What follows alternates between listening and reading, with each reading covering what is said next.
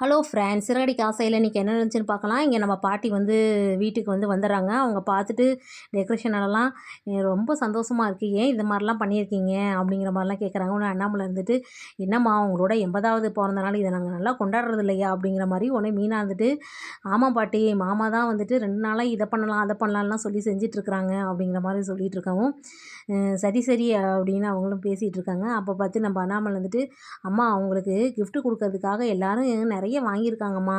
மீனா முத்து கூட நேற்று சர்ப்ரைஸாக போய்லாம் வாங்கிட்டு வந்தாங்க அப்படின்னு சொல்கிறப்ப அப்படியே முத்துக்கு உள்ளுக்குள்ளே அப்படியே வருது. எல்லாரும் உங்களுக்கு தரப்போகிறாங்க அப்படின்னு சொல்லவும், நானும் உங்களுக்கு ஒரு கிஃப்ட் வச்சுருக்கேன் அப்படிங்கவும், விஜய் வந்துட்டு என்ன கிஃப்ட் அத்தை அப்படின்னு கேட்குறாங்க. அதை நான் கொடுக்குறப்ப உனக்கே தெரியுங்கிறப்ப அப்படின்னு நோஸ்கட் ஆகி நிற்கிறாங்க. எனக்கு யார் நல்ல கிஃப்ட் தரீங்களோ அவங்களுக்கு நான் ஒரு கிஃப்ட் தரப்போகிறேன் அப்படிங்கிற மாதிரி சொல்லிட்டு இருக்காங்க.